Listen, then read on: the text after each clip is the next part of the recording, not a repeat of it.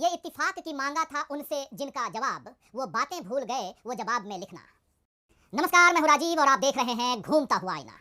राहुल गांधी ने बीजेपी के लिए फिर से बड़ी मुसीबत खड़ी कर दी है। भारत जोड़ो यात्रा के कारण पूरे 4 महीने राहुल गांधी चर्चा में बने रहे और यात्रा खत्म होने के महीने भर बाद भी राहुल गांधी का जलवा बरकरार है, बल्कि अब तो और ज्यादा ध्यान से उनकी बात दुनिया सुन रही है। करोड़ों रुपए और सालों का वक्त लगाकर बीजेपी ने बड़ी मुश्किल से राहुल की छवि बिगाड़ने का काम किया था, लेकिन राहुल गांधी ने 4 महीने में ही उस कोशिश पर पानी फेर दिया और अब देश ही नहीं बल्कि विदेश में भी राहुल गांधी पूरे दमखम के साथ अपनी बात रख रहे हैं और दुनिया उनकी बात सुन रही है।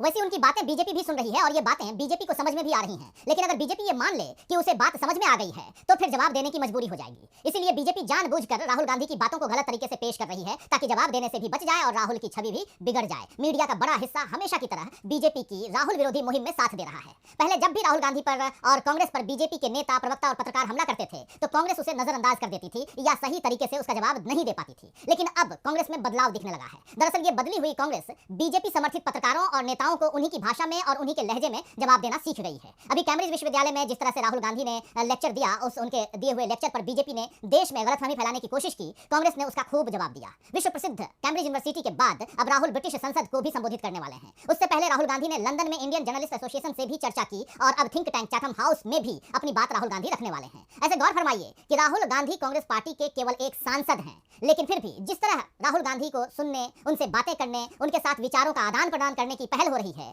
उससे साफ दिख रहा है कि एक नेता और राजनीतिक विचारक के तौर पर राहुल को दुनिया में कितनी गंभीरता से लिया जा रहा है। शायद यही बीजेपी की सबसे बड़ी परेशानी है, क्योंकि उसने राहुल गांधी की छवि को एक नौसिखिए, नासमझ नेता के रूप में बनाने की कोशिश की थी और जनता को यही समझाया था कि राहुल केवल अपनी पारिवारिक विरासत के कारण राजनीति में है। मगर बीजेपी की यह कोशिश भी नाकामयाब हो गई है। बीजेपी ने देश को कांग्रेस मुक्त बनाने की कोशिश भी की, लेकिन अब जो चुनावी नतीजे आए हैं उसमें भी बीजेपी के इरादों पर पानी फिर गया है। बीजेपी की अपनी सीटें घट गई हैं, जबकि कांग्रेस की न केवल सीटें बढ़ी हैं बल्कि उसने बीजेपी की सीट भी छीन ली है। अगले साल चुनावों के पहले सियासी पलड़े का कांग्रेस की तरफ झुकना बीजेपी के लिए चेतावनी है।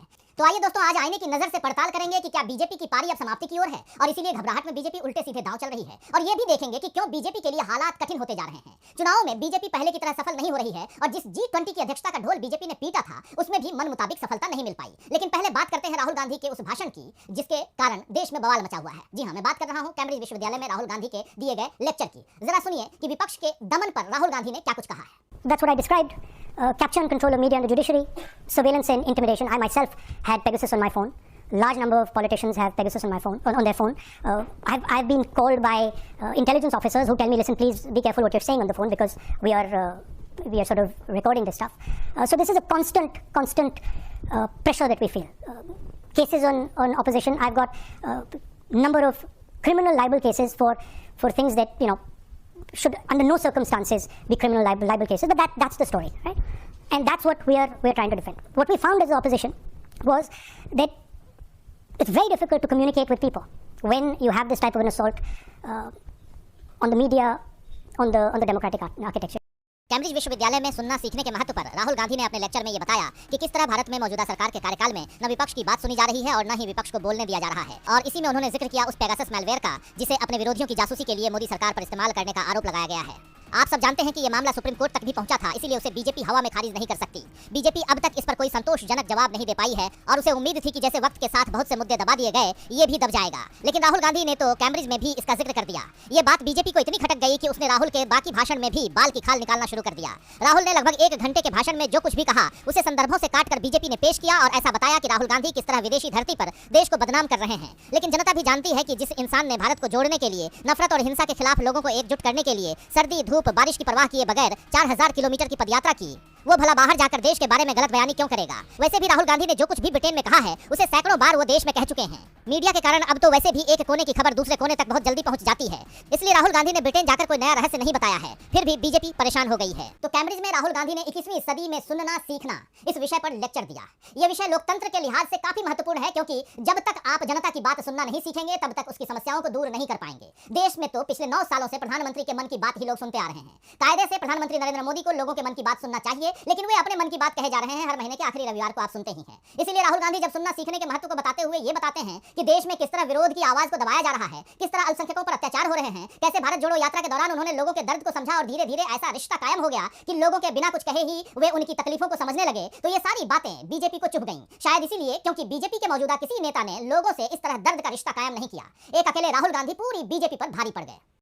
राहुल गांधी की सफलता से बौखलाई बीजेपी ने कैम्ब्रिज में दिए उनके भाषण पर राजनीति करने की कोशिश की। संबित पात्रा ने कहा कि राहुल गांधी विदेश में भारत के खिलाफ बोल रहे हैं और देश की स्थितियों के बारे में ऐसे आरोप लगा रहे हैं जिसकी हिम्मत पाकिस्तान भी नहीं करता। पात्रा ने कहा कि दुनिया भर में भारत के बारे में अच्छी बातें होती हैं। दरअसल संबित पात्रा शायद अल्पसंख्यकों पर होने वाले अत्याचार और भारत में ही अडानी प्रकरण पर दुनिया भर में चल रही खबरों से नावाकिफ हैं। खैर, राहुल गांधी ने अपने लेक्चर में देश के हालात और साथ साथ दुनिया में विकसित देशों और वहां के राजनीतिक और आर्थिक हालात के बारे में भी बात की। उन्होंने अमेरिका और चीन के सुपर पावर बनने का भी जिक्र किया और ये बताया कि किस तरह दोनों की नीतियों में फर्क है, फिर भी दोनों ही देशों में तेजी से विकास हुआ है। इसमें भी ऐसी कोई बात नहीं थी जिसे दुनिया नहीं जानती, बल्कि खुद विदेश मंत्री एस जयशंकर ने पिछले दिनों कहा था कि चीन हमसे बड़ी अर्थव्यवस्था है, इसीलिए समझदारी इसमें है कि हम उससे न उलझें। तब बीजेपी को इस बयान में चीन की तारीफ नजर नहीं आई, लेकिन अभी राहुल के बयान पर सुर्खियां बनाई जा रही हैं कि राहुल गांधी ने चीन की तारीफ की।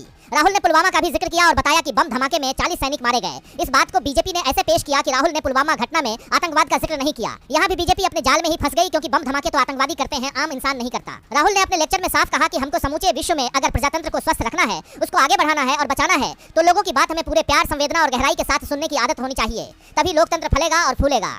तो राहुल गांधी लोकतंत्र को बचाने की बात कर रहे हैं। ऐसा पहली बार नहीं हो रहा है दोस्तों कि पहली बार कोई नेता या राजनेता, सांसद लोकतंत्र को बचाने की बात कर रहा हो। आप याद कीजिए कि जब सर्वोच्च अदालत यानी सुप्रीम कोर्ट के जजों ने प्रेस कॉन्फ्रेंस की थी, ये भारत के न्यायिक इतिहास की अभूतपूर्व घटना थी, लेकिन इसे लोकतंत्र बचाने की मुहिम के तहत देखा गया था। जब कृषि कानूनों के खिलाफ किसान साल भर तक सड़क पर रहे, तो ये भी लोकतंत्र की रक्षा का ही आह्वान था कि जनता पर मनमाने कानून न थोपे जाएं, और तब उन किसानों को आतंकवादी, देश विरोधी और न जाने क्या क्या कहा गया। उनके आंदोलन में टूल किट खोजने की कोशिशें हुई। इस सरकार के पहले कार्यकाल में यानी मोदी सरकार के पहले कार्यकाल में समाज में सहनशीलता खत्म होने और हिंसा बढ़ने पर जब लेखकों, कलाकारों ने विरोध दर्ज कराने के लिए अवार्ड वापस करना शुरू किए, तो इन्हें अवार्ड वापसी गैंग बता दिया गया था। अगर कोई संवेदनशील सरकार होती तो इस तरह की घटना से हिल जाती, लेकिन यहाँ बुद्धिजीवियों को अपराधी की तरह पेश किया गया। सीएए और एनआरसी का विरोध करने वाले सामाजिक कार्यकर्ताओं और छात्रों को, इन सबको मोदी सरकार का रवैया यही रहा इन सबके प्रति कि हमारा विरोध करेगा वो देश विरोधी है। क्या लोकतंत्र इस तरह चलता है? इसीलिए राहुल गांधी ने ऐसी कोई बात नहीं की जो दुनिया ने भारत में नहीं देखी हो, फिर भी उन पर बेबुनियाद आरोप लगाए जा रहे हैं। जबकि चीन हो या पैगासस, बीजेपी की अपनी ही बातों में विरोधाभास है। जरा देखिए इस रिपोर्ट को। चीन की अतिक्रमणकारी नीति पर विपक्षी दल